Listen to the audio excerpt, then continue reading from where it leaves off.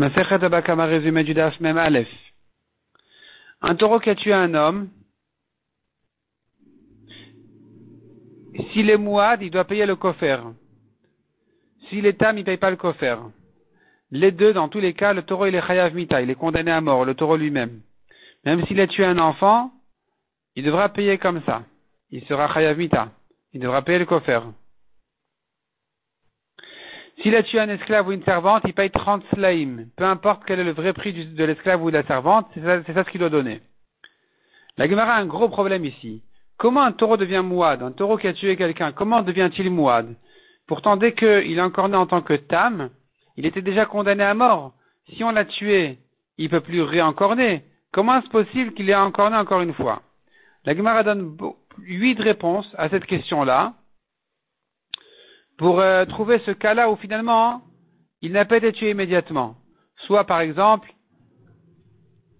il a couru derrière 3 personnes pour les tuer, et ils se sont sauvés. Mais on évalue qu'il les aurait tués, les 3.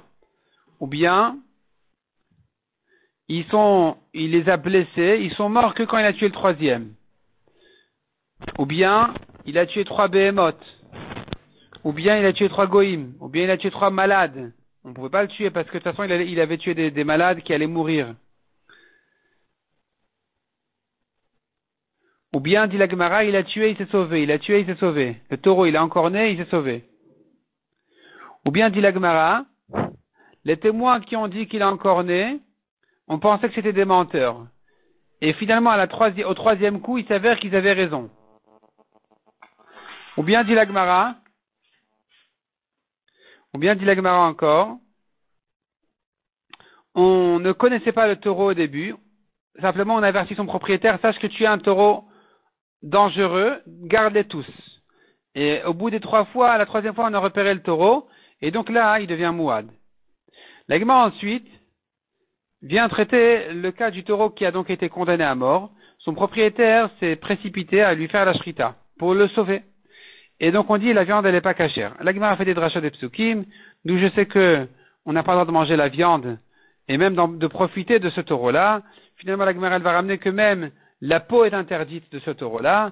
Toutes sortes de drachas des psukim, c'est écrit Baal Asher Naki, le propriétaire du taureau il est propre. Qu'est-ce que ça veut dire il est propre? Soit ça veut dire il est propre du taureau, il n'en profite pas. Soit il y a encore d'autres drachot sur il est propre, il profitera pas de sa peau. Ou bien il est propre, ça veut dire il ne payera pas un demi-kofer dans le cas de tam qui a tué, soit, ou bien ça veut dire encore,